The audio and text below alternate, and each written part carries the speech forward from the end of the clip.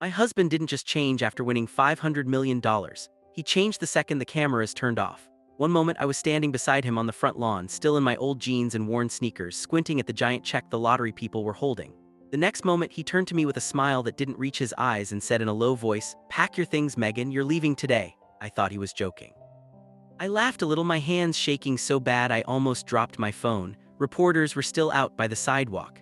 Neighbors were lined up taking pictures of our tiny blue house in Portland like it was some new tourist spot. But when I looked up at my husband's face, there was no joke there. Only cold, only greed. "What are you talking about, Ryan?" I whispered. "We can finally fix the roof, pay off the debts, help your mom." He cut me off with a small wave of his hand like I was a waitress who brought the wrong drink. "You," he said, his voice flat. "You didn't win anything, I did, and I'm done pretending we're a team." 10 minutes later, I was standing on the sidewalk with a torn suitcase, a plastic bag of clothes, and nowhere to go. Ryan slammed the door in my face while a young woman with long straight hair and bright red lipstick watched from the window behind him, smiling. She moved past him like she already owned the place and slipped her arm through his. I heard her giggle as he kissed her right there in our living room. My heart broke so loudly I could almost hear it. The cameras had left. The neighbors went inside. The street got quiet. I stood there alone, cold wind biting my arms, listening to my own breathing and trying not to scream. If only he had known. If only he had remembered one small thing. The winning ticket he was bragging about, it wasn't even his. He had no idea that the name on the back of that ticket was mine. Before I tell you how everything exploded, please don't forget to click the like button, subscribe for more life-changing stories, and tell me in the comments where you're watching from. Now, let me take you back to where it all started, before the money, before the cameras, back to the day I made a simple choice that changed everything. My name is Megan Hart. I was 36 years old, a part-time cashier at a small grocery store on the east side of Portland, and I thought my life was simple but safe. Our house was tiny, the paint was peeling, and every winter the roof leaked just enough to make us put buckets in the hallway. Still, I used to look at that little blue house and feel proud. We bought it with nothing but second-hand furniture and big dreams. On the outside, my husband, Ryan, looked like a normal guy. He was 38 tall, always in the same gray jacket and scuffed work boots, working long hours at a warehouse. People who didn't know him well thought he was quiet and serious. They said, "You're lucky, Megan, at least he works hard." What they didn't see was how his eyes darkened every time he talked about money, how his jaw tightened when he saw fancy cars pass our street, how his words cut more than any knife when he felt small or ashamed. For years, our life was a pattern of almosts. Almost enough money for a vacation, almost enough for a new car, almost enough to fix the roof.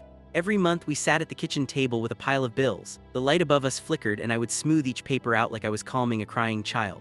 "We'll be okay," I always told him. "We just need more time." But Ryan never wanted time, he wanted shortcuts.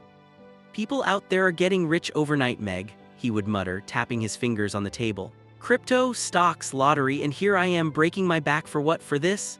He would wave his hand around our small kitchen like it was a punishment. My heart always pinched when he did that, because this he was talking about was also me. I still tried to see the good in him. I remembered the old Ryan, the one I married 10 years ago. Back then he used to bring me gas station flowers after work and write silly notes on napkins. He used to say, "We may be broke, but we've got each other." I held onto those memories like life jackets, even when the water around us kept rising. But slowly those notes stopped coming. The flowers dried up. The man who used to hold my hand in line at the movies started scrolling through his phone instead, his thumb moving fast, his eyes fixed on other lives, richer lives. The day I bought the lottery ticket was not special at all. It was a Tuesday, gray and drizzling. I was working the late shift at the store. My feet hurt from standing, my back hurt from lifting heavy bags. I kept watching the clock, counting down the minutes until I could go home and make dinner out of whatever was left in our fridge. A little boy and his mom came to my register with a pile of snacks and a single lottery ticket slip. The boy was maybe 9, bright eyes, messy hair, asking a million questions about the bright-colored tickets behind me. "Does anyone ever win?" he asked. His mom laughed. "Not people like us," she said, but then she looked at me and added softly, "But it's fun to hope, right?" After I finished my shift, the store got quieter.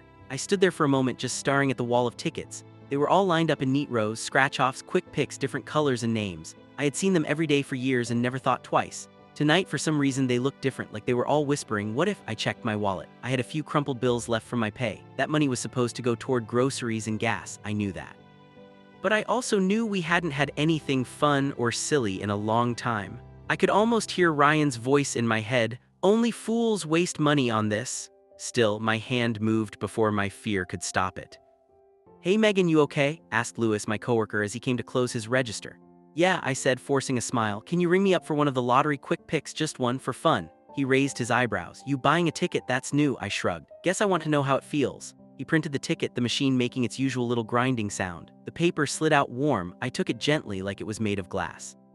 "You know the rules," he said in a joking, dramatic voice.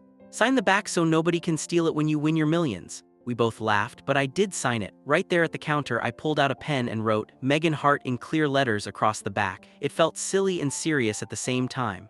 "There you go," Lewis said. "Maybe you just wrote your future." On the way home, rain hit my windshield like tiny stones. I tucked the ticket into my wallet behind my bus pass. I didn't think about it as magic. I thought about it as a small, harmless dream. When I walked into our house, the first thing I saw was Ryan sitting on the couch, the TV on, the room dark except for the blue light on his face. Empty beer cans sat on the table. The sink behind him was full of dishes. I slipped off my shoes and said, "Hey, I'm home." He didn't look up. "Took you long enough," he muttered. "We're out of coffee." I swallowed the small hurt and moved closer. "It was a busy shift," I said, putting my bag down. "Kids, sports, practice, end-of-month rush. I'll grab coffee tomorrow." Only then did he glance at me. His eyes went straight to my hand where I was still holding my wallet. "What did you buy?" he asked. "More junk we can't afford." I opened the wallet and pulled out the ticket, smiling shyly. "Actually, just this one lottery ticket, just for fun." I expected him to laugh, to tease me, to say something like, "If you win, remember your old husband." Instead, his face twisted. "Are you serious?" he snapped. "We're drowning in bills and you're out there playing games. What did it cost?" $2, I said quietly. "Just two. I thought maybe it could give us something to dream about for once." He snatched the ticket out of my hand so fast I flinched. "Dreams are for people who can afford them," he said. "We can't." He stared at the numbers, his brow tight. For a second I saw something in his eyes, a flicker of interest, of hope, but then he stuffed the ticket into the pocket of his jacket hanging by the door. "I'll hold on to this," he muttered. "So you don't forget we needed that money for real things." I watched him, confused. "But I already signed the back," I said softly. "It has my name?" "Whatever," he said, already turning away. "It was a stupid idea anyway."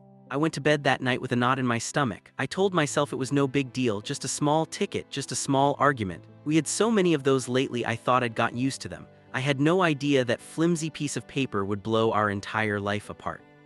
The days after that were normal on the surface but strange underneath. Ryan started coming home later than usual. He said the warehouse needed him for overtime. Sometimes he came in smelling like a mix of cheap perfume and expensive cologne. When I asked, he snapped, "They changed the cleaning products at work."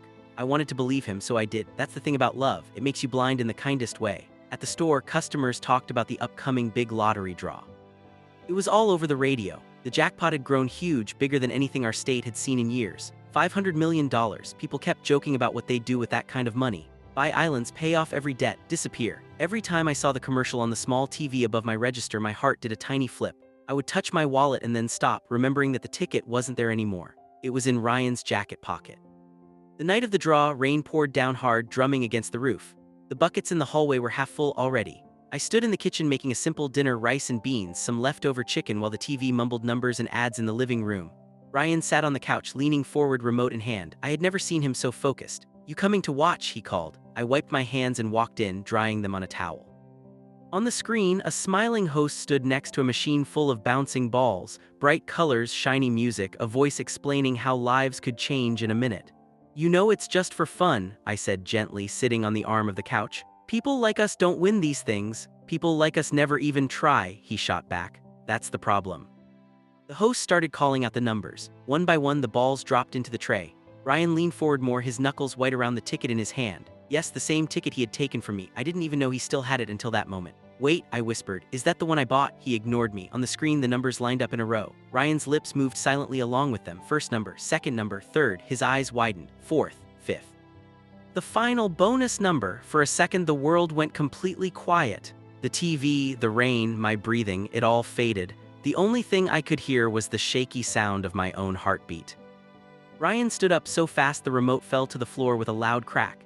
His chest was rising and falling. His fingers trembled around the ticket. "No way," he whispered. "No way." I stared at him. "What is it?" He looked at me like he had never seen me before. "They matched," he said, his voice hoarse. "All of them, Megan, they all matched." My mouth fell open. "What? Are you serious? Let me see." I reached for the ticket. For one small second, I saw the old Ryan again, the one who used to share everything with me. Then his face hardened. He jerked the ticket away. "Don't touch it," he snapped. "It's delicate."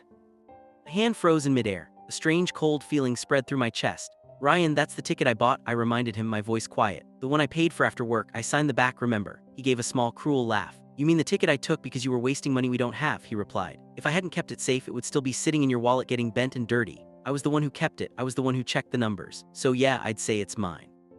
Shock made my tongue heavy. That's not how it works, I said. We're married and Don't start with your little speeches, he cut in. I'm not in the mood, we can talk later, for now I need to think.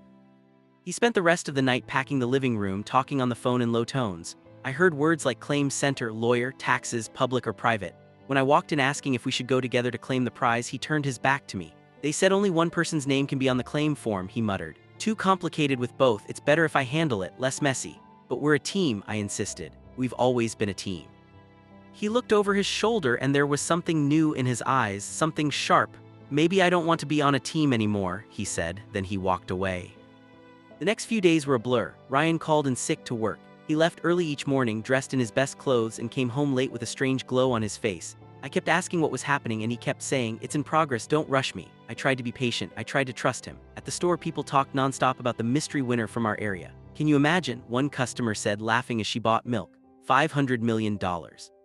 Whoever it is, they're never going to have to work again.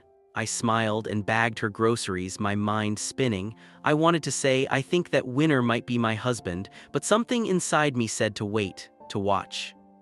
One afternoon, my friend Carla from high school sent me a link on my phone. Is this Ryan? The message said. My fingers shook as I tapped it open. There on the screen was a news article. The headline said, local warehouse worker claims $500 million jackpot. Below it was a picture of Ryan standing at a podium, wearing a suit I'd never seen before, smiling like he had just stepped into his real life. Behind him was a giant check with his name only, Ryan Hart. No mention of me, no mention of a wife, no mention of a ticket bought by a tired cashier after work. My stomach flipped so hard I had to sit down. The reporter in the video asked him, do you have anyone special you want to thank? Ryan chuckled, scratching his chin.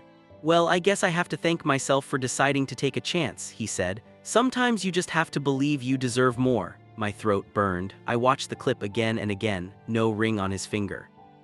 No sign of the man who used to say we instead of I. Something inside me cracked that day, but the final break came a week later on the lawn with the cameras when he told me to leave. He didn't do it in private, that would have required kindness. Instead, he waited until the lottery representatives finished their house visit and the neighbors had seen enough.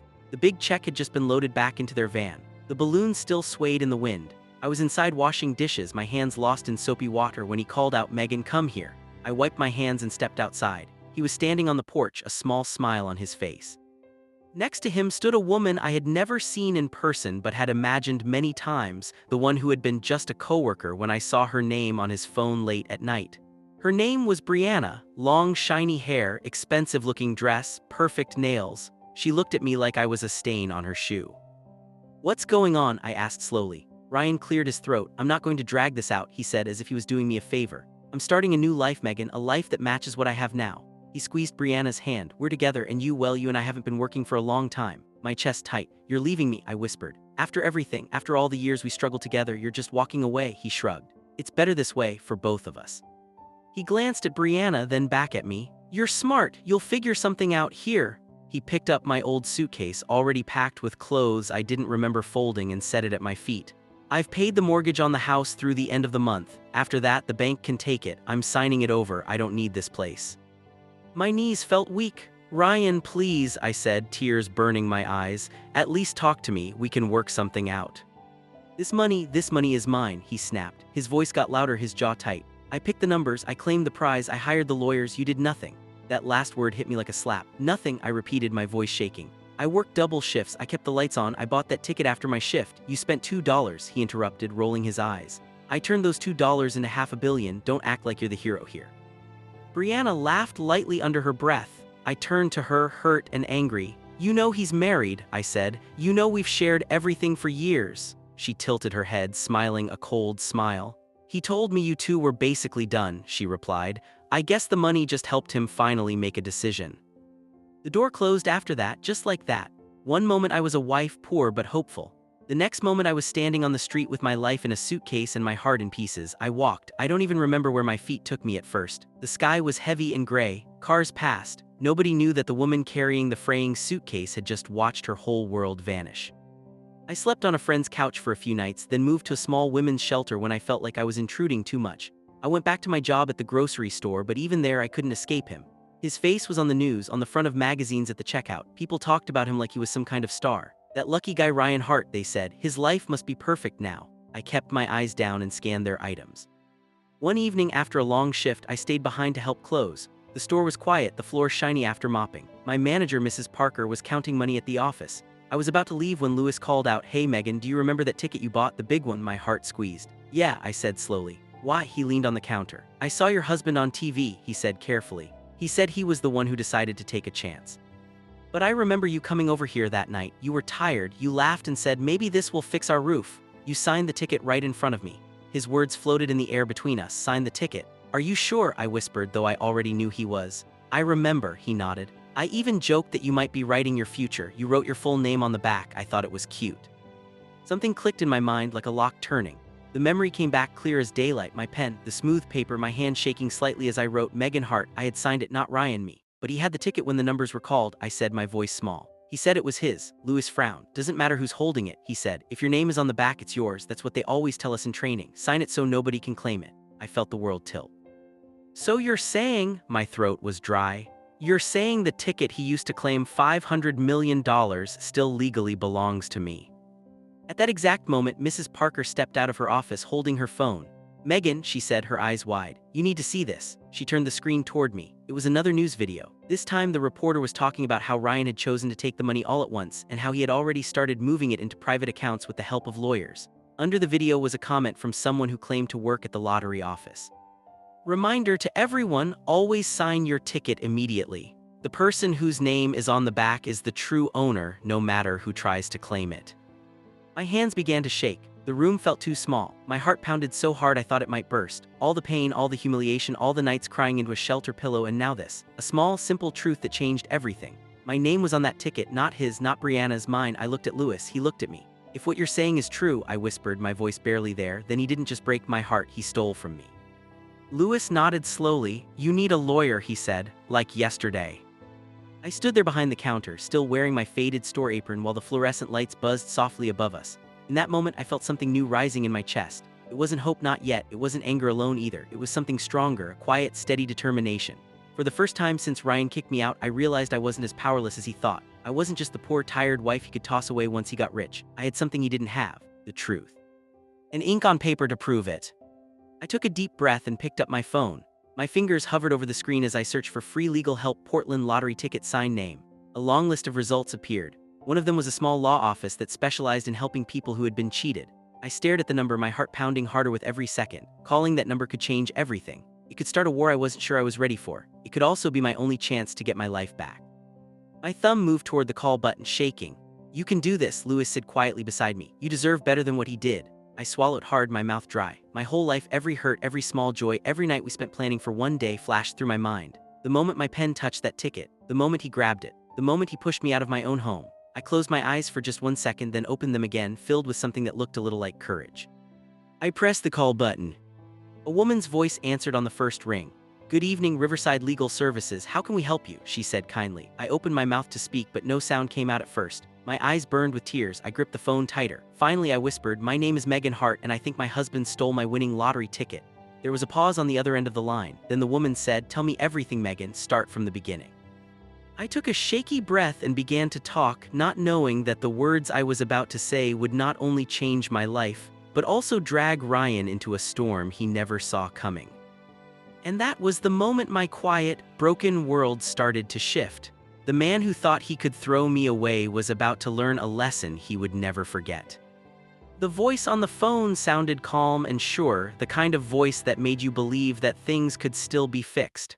"Start from the beginning, Megan," the woman said. "Take your time." So I told her everything. From the day I bought the ticket to the moment Ryan threw me out with nothing but a suitcase. I didn't leave anything out. I told her how I signed the back in front of a witness, how my coworker remembered it, and how Ryan had gone on TV claiming everything.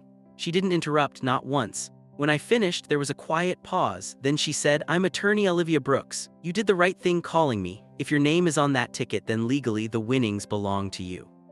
My heart thudded. Even if he already claimed it, I asked. Especially then, Olivia said. If you signed it, that's a binding mark of ownership, but we'll need proof, photos, witness statements, and the signature itself. My knees almost gave out. The ticket's gone, he took it. She didn't sound worried. Don't panic. The lottery commission keeps a scanned copy of every winning ticket they verify. If your name's there, it's over for him. Her words hit me like sunlight breaking through a storm. For the first time in months, I felt something warm, hope. We'll start by sending an official request to the Oregon Lottery Commission, she continued. And Megan, you'll need to prepare for a fight. This kind of case attracts attention. Are you ready for that? I looked around at the small break room where I was standing, flickering fluorescent lights, mop leaning against the wall, the faint smell of bleach. I thought about Ryan on television, smiling like a king while I was here wearing a $12 pair of shoes with holes in them. Yes, I said quietly, I'm ready. The next morning, I met Olivia in person at her downtown office. She was in her early 40s, dark-haired with kind eyes and a calm that made me feel safe. She shook my hand firmly. You did the smart thing signing that ticket, she said, guiding me to sit. Most people forget. I smiled weakly. I didn't think it would matter. Oh, it matters, she said, opening a file folder. The law is clear. The signature determines ownership. We'll get the scanned image, file a temporary freeze on the funds, and notify the lottery office. I blinked. Wait, you can freeze the money. She nodded. We can try. If the funds haven't all been moved or spent, the court can order a hold until we settle who legally owns them. For a second, I imagined Ryan sitting in his new mansion, sipping champagne with Brianna, and suddenly getting a call saying his accounts were frozen. The image made me breathe deeper than I had in weeks. Let's do it, I said. A week passed before the first call came in. I was at work when my phone buzzed. It was Olivia. Megan, she said, excitement in her voice, we got it. My heart raced. Got what? The scanned ticket, your name's there clear as day. Megan Hart signed in blue ink. I had to sit down on a crate of canned beans behind the stockroom. My hands covered my face as tears of relief spilled out. It's really mine, I whispered.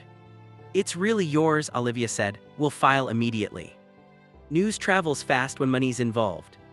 2 days later, my old phone started ringing nonstop. Journalists, strangers, even people I hadn't spoken to in years. Is it true you're suing your husband for the lottery winnings? They ask. I ignored them all. But one call I didn't ignore came from an unknown number late at night. I answered, half asleep. Megan. It was Ryan. His voice was sharp, cold. You think you're clever, don't you? He said. I swallowed hard. It's not about being clever, it's about what's right. He laughed harshly. What's right? You left me. You didn't help pick the numbers. You didn't even believe in the win. You took what wasn't yours, I said. You threw me out with nothing. I gave you a house, he snapped. You gave me an empty house with unpaid bills, I replied, and you gave her everything else. There was silence, then his voice dropped low. You're going to regret this. The line went dead. I stared at the phone for a long time, my hands trembling, but underneath the fear was something stronger, resolve. The next morning, Olivia filed the lawsuit, Hart v. Hart, claim of ownership of lottery proceeds. It became the talk of Portland. News anchors said things like the wife who signed the ticket fights back and the billionaire who kicked out his wife faces shocking legal challenge. Ryan's lawyers released statements calling me a bitter ex trying to profit from his success. I didn't answer any of it. I didn't need to. The truth was already written in my own handwriting across the back of that ticket. When the first court hearing arrived, the hallway outside the courtroom was filled with reporters. Flashing cameras, microphones. I wore the only decent outfit I owned, a navy skirt and white blouse from my old job interview days. Olivia walked beside me, calm as ever. Ryan stood at the other end of the hall in a custom gray suit, his arm around Brianna. She wore a white designer dress and a smug smile. Our eyes met for the first time since that day he kicked me out. His smirk faded when he saw I wasn't trembling. Inside the courtroom, the judge, a tall, silver-haired woman, called the session to order. Olivia stood and began, her voice steady. Your Honor, this case is simple. The lottery ticket in question was purchased, paid for, and signed by my client, Mrs. Megan Hart. Her husband wrongfully claimed it as his own despite clear evidence of her ownership. Ryan's lawyer, a slick man in a blue tie, stood next. Your Honor, Mr. Hart held the ticket, verified the numbers, and processed the claim. His wife did not contribute to the selection of numbers nor participate in the claim process. The judge looked unimpressed. Do you deny that her signature appears on the back? The lawyer hesitated. We don't deny that, however. Then that's all I need to hear for now, the judge interrupted. We'll review the documentation. I caught Ryan's eyes as the judge spoke. For the first time, I saw something I hadn't seen since the win, fear. That night, I sat by the window of the shelter, watching the city lights blur through the rain. The noise of other women talking softly around me faded into the background. I pressed my hand against the cold glass and whispered to myself, "You're going to get your life back." My phone buzzed again, a message from an unknown number. It said only one thing. You think you've won, Megan, but you have no idea what I'm capable of.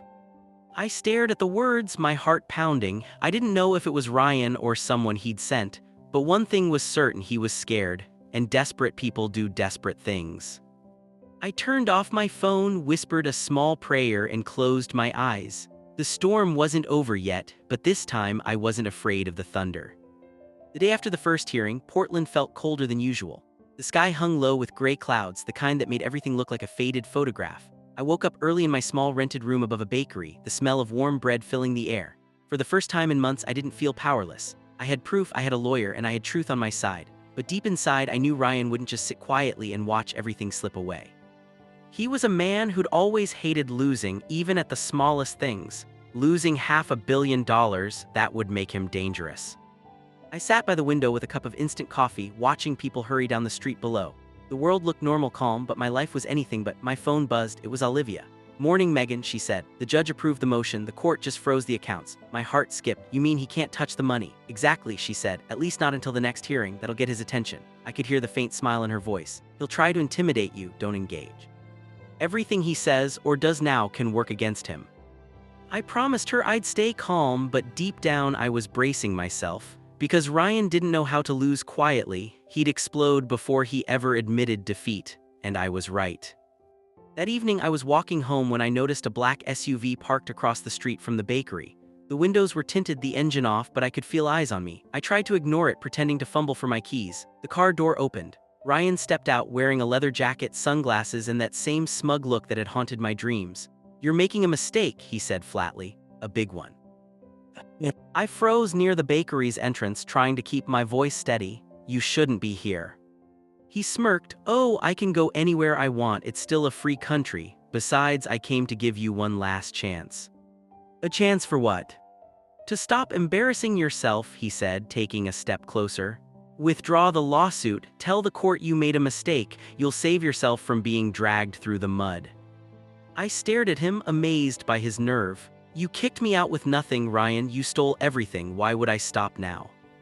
He chuckled, shaking his head like I was a foolish child. "Because you can't win. You think some small-time lawyer and a sob story will scare me. I have people, Megan, real people.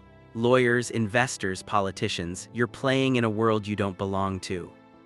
My hands clenched, but I kept my voice calm. "Maybe, but I belong to the truth, and that's enough." He looked at me for a long moment, then leaned closer until I could smell his cologne, the same one I used to buy him for Christmas. "You want to play smart?" he whispered. "Then let's see how you survive when people start digging into your past. Maybe the court should know you were treated for depression 5 years ago. Maybe they'll say you're unstable." I felt my blood turn to ice. "You wouldn't." "Oh, I would," he said softly. "And you know what's worse? No one would believe you over me. You're just a poor woman who got bitter. I'm the hardworking man who made something of himself. People love stories like that." I didn't answer. I just stared at him, silent, shaking, not from fear anymore, but anger. He smiled one last time, then turned toward the SUV. "You have till Friday," he said. "After that, I'll make you regret this in ways you can't imagine." The door shut, the engine started, and the car rolled away into the dark street. I stood there long after he left, my chest heavy, tears burning behind my eyes. I wanted to scream, but instead I pulled out my phone and opened the recorder app. I replayed our conversation in my head word for word, then I whispered to myself, next time I'll be ready. The next morning, I went straight to Olivia's office. He came to see me, I said, voice trembling. He threatened me, he said he'd use my past against me. Olivia's calm face hardened. He's trying to rattle you, that's classic manipulation, but Megan, if he ever contacts you again, record it, every word, you have the right to protect yourself. I nodded, I already planned to. That week, Ryan's team tried every trick in the book. They filed motions to dismiss the case, leaked fake stories to gossip sites, and even sent letters claiming I was mentally unfit. But Olivia fought back with iron patience. She presented my signed ticket copy, statements from my coworker, and security footage showing me buying the ticket at the store. Piece by piece, she built my case like a fortress. Still, Ryan's public image remained polished. He went on TV interviews, smiling, pretending to be a generous millionaire who helped his struggling ex-wife out of kindness. One clip showed him donating to a children's hospital, saying, "I believe in sharing blessings." The audience clapped. I watched the video alone in my small room, shaking my head. The lies were shining brighter than the truth for now. But what he didn't know was that his mask was about to crack. One late evening, I was closing at the store when Louis ran in, slightly breathless. "Meg, you're not gonna believe this," he said, holding out his phone. "A guy from the warehouse came in today," said Ryan's, bragging about how he fooled the whole system. Said he used your ticket but had a plan to make sure nobody ever knew. I frowned. A plan? "Yeah," Louis said. "Apparently he recorded a fake conversation where you supposedly agreed to give him the ticket before the draw." My stomach twisted. "That's impossible." Louis nodded. "I know, but he's showing that clip to people, probably wants to scare you." My head spun. If he's using fake recordings, that's fraud, that's evidence tampering. Louis grinned. "Exactly, so beat him at his own game." That night I couldn't sleep. I lay awake staring at the ceiling fan turning slowly above me, thinking. My hands itched for action. Then I remembered something Ryan had once said years ago, back when we were still happy. He bought a tiny voice recorder for his job, bragging, "It catches everything, even whispers." He used to keep it in the glove compartment of his old truck. My heart started pounding. What if it was still there? The next morning, I called Olivia. "I think I can get proof," I told her. "Real proof, but I'll need to see him again." She hesitated. "That's risky, Megan." "I know," I said, "but it's the only way." So we set a trap. I texted Ryan, "We need to talk, no lawyers, just us, one last time." He replied within minutes, "Finally, where?"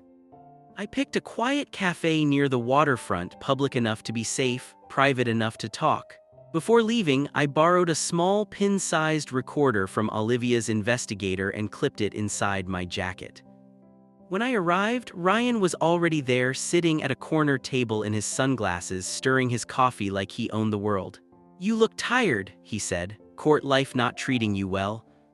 I sat down slowly. "I just want peace," I said. "We used to love each other, can't we settle this quietly?" He smiled faintly, leaning back. "That depends, what do you want?" "Half," I said simply, "half of what we built together." He laughed, a short, cruel sound. "Half, you didn't build anything, you were just there." "Ryan," I whispered, my voice breaking, "you didn't used to be like this." He shrugged. "Money changes people, maybe it changed me, maybe it's just revealing who I really was." The recorder caught every word, every arrogant breath. I kept him talking, pretending to be weak.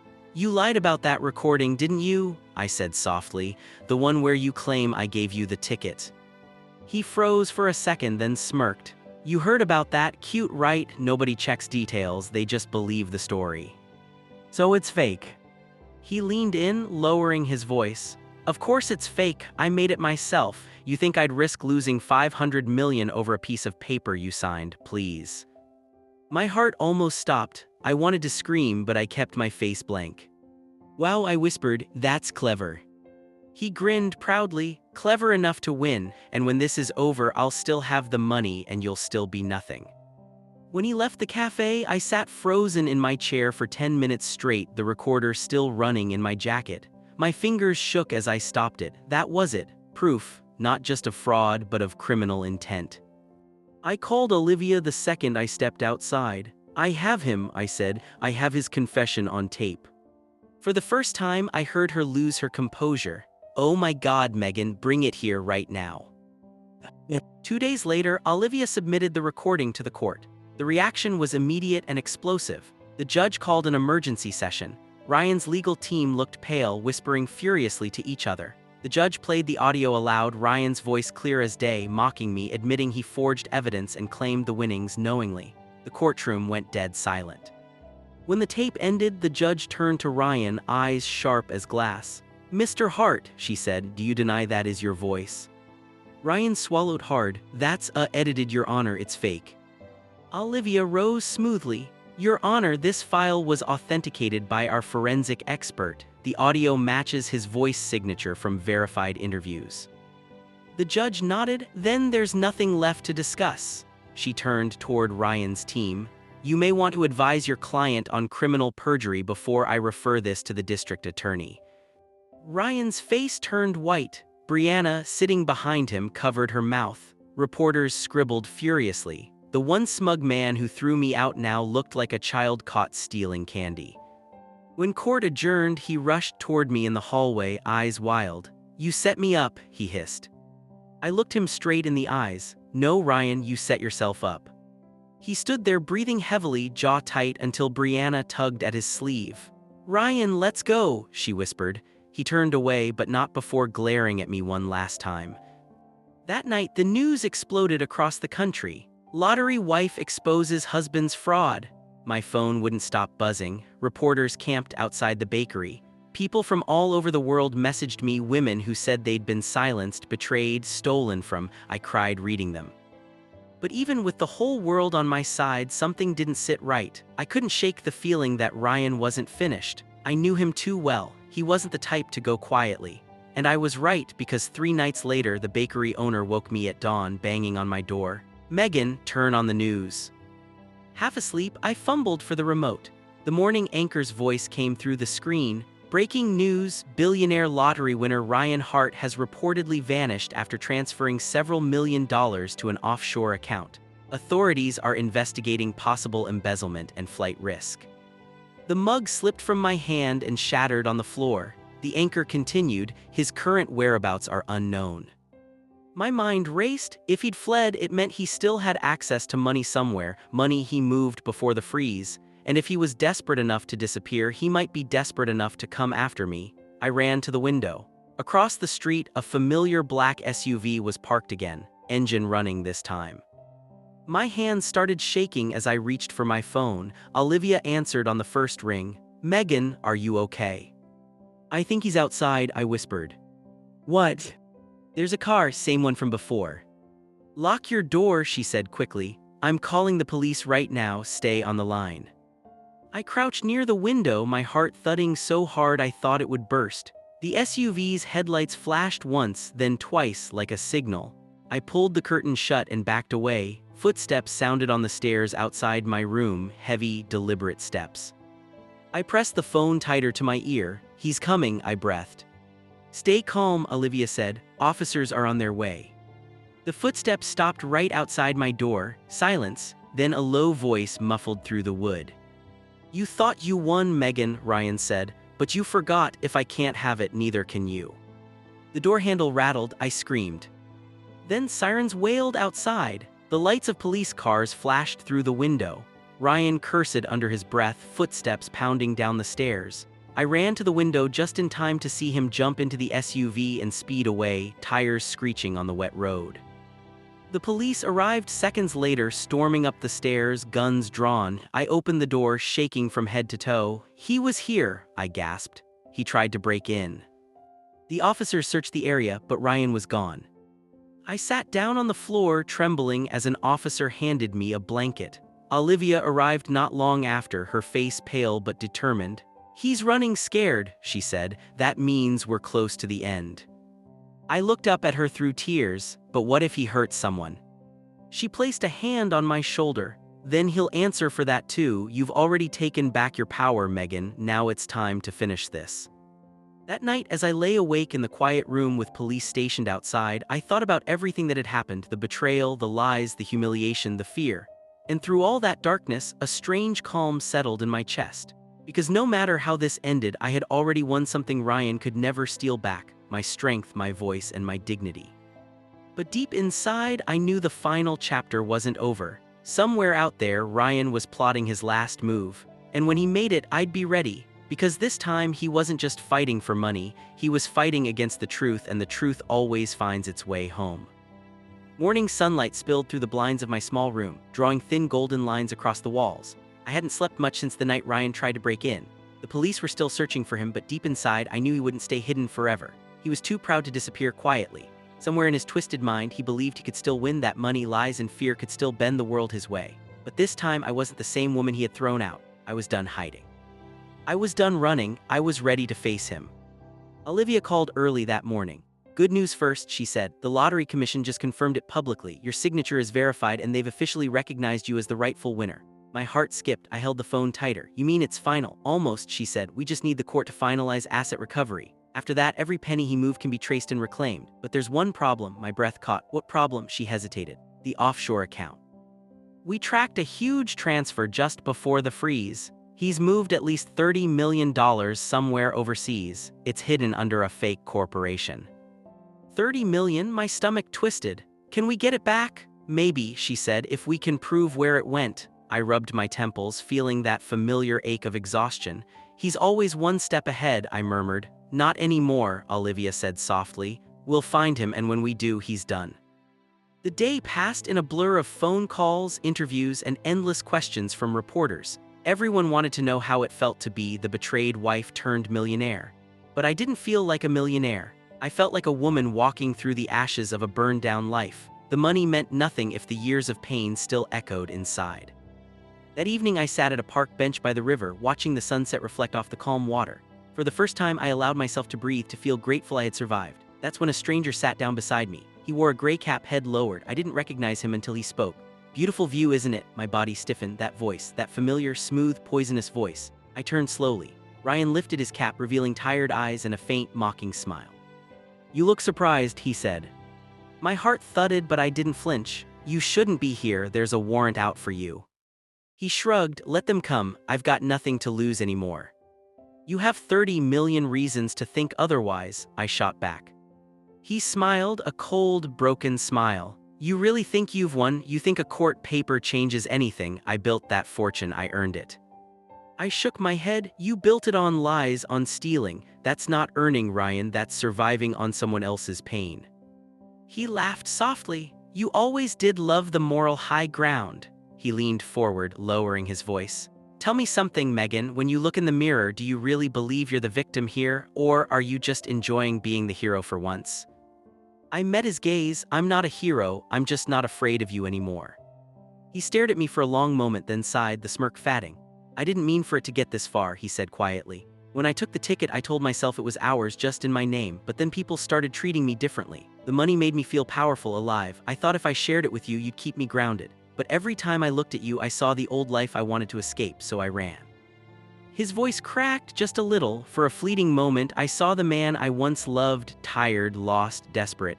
"You could have chosen honesty," I said softly. "You could have told me the truth." He looked away, jaw tight. "I'm not built like you, Megan. You believe in people, I believe in control, and once I had that money, I wasn't going to give it up for anyone." "Then why are you here now?" He turned back to me, his eyes darker. "Because if I can't have it, neither can you."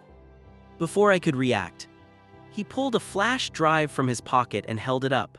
"This," he said, "is proof that $30 million were moved into a company under your name. I forged your signature, your ID, everything. The minute I release this, you'll be charged with fraud." My breath caught. "You're lying." He smirked. "Am I? The police already think I fled. Who do you think they'll look at next when the money trail leads to you?" For a moment I froze, then slowly I reached into my bag and pulled out my phone. I hit a small button on the side. The red light blinked. "Keep talking," I said. He frowned. "What?" "Go ahead," I said calmly. "Tell me how you forged my name. Tell me how you framed me." Realization hit him too late. He lunged forward, grabbing for the phone, but I moved faster. I stood up, backing away toward the open path, holding the phone high. "It's already uploaded," I said. "You can't erase it." He stopped, breathing hard, eyes wild. "You think this ends with a recording?" he shouted. "You ruined me. You made me a joke." "You did that to yourself," I said, voice shaking. "You could have walked away clean, but you chose hate." For a moment, he stood there trembling, torn between rage and regret. Then his voice softened, broken. You know what the saddest part is? I actually loved you once, maybe I still do. I swallowed hard, then let me go. He looked down at the water, the sunset painting his face orange and red. Maybe that's the only thing I can still do right, he murmured. Before I could understand his words, he turned and walked toward the edge of the bridge. Ryan, I screamed, running after him, but by the time I reached the railing, all I saw was a ripple below and the flash of dark fabric vanishing beneath the surface. People nearby screamed. Someone called 911. I leaned over the railing, tears streaming down my face. The police arrived minutes later, pulling me away, asking questions I could barely hear. Divers went into the water, but they didn't find him that night. Only his cap floated to the surface, spinning slowly in the current. The news spread fast. Ryan Hart missing, presumed dead after bridge incident.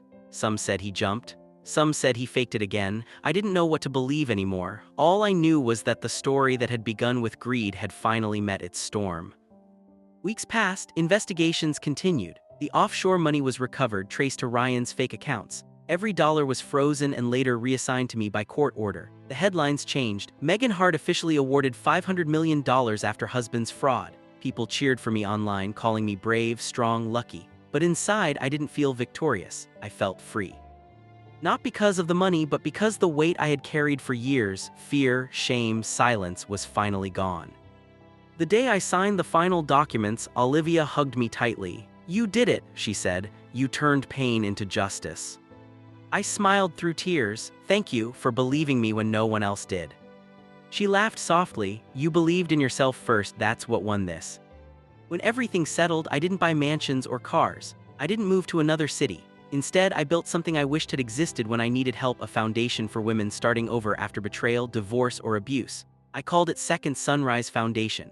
The first building stood right in Portland, near the same grocery store where it all began. Every time I passed it, I smiled. Because that place, once filled with memories of exhaustion and heartbreak, had now become a symbol of rebirth. Reporters came again for interviews, expecting I'd boast about wealth. But when they asked what lesson I'd learned, I said, money doesn't change who you are, it only shows the world what was already inside you. Greed made Ryan cruel, faith made me strong. If I've learned anything, it's that real fortune isn't in a bank, it's in peace. Months later, I sat in the same park where Ryan had appeared last, this time under the full warmth of summer.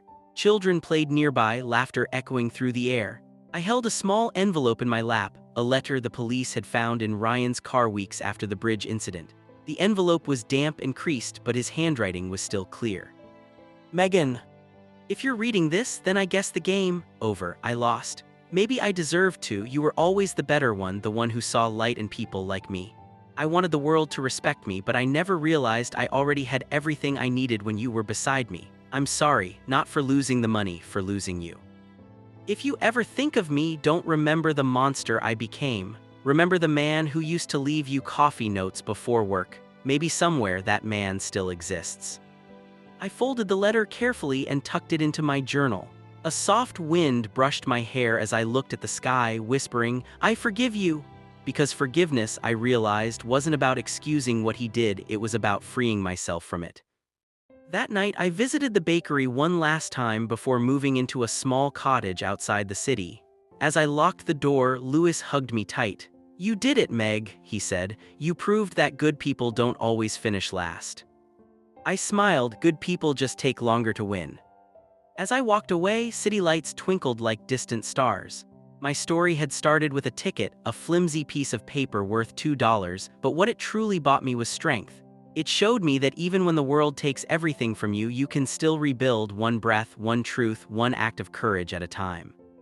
Months later, the authorities announced that Ryan's body had never been found. Some believed he was alive, hiding somewhere under a new name. Others said the river took him. But I stopped searching for closure in that question, because whether he lived or died, his chapter in my life was closed. What remained was mine, a life rebuilt from the ground up, not by luck but by faith. I started volunteering at shelters, mentoring women who felt like I once did, lost, invisible, forgotten. Each story reminded me that pain doesn't destroy us, it forges us into something unbreakable. And sometimes, when I passed the lottery shop on my way to the foundation, I'd stop and look at the rows of tickets in the glass case. Bright colors, shiny promises, I smiled every time, because I finally understood luck didn't change my life, courage did. If you're still here, watching till the end, thank you for believing in stories of truth and redemption. Don't forget to like this video, subscribe to this channel to support our growth, and comment where you're watching from. Because sometimes the smallest act, like signing your name on a ticket, can become the start of the biggest miracle of your life. Yellow heart. The end.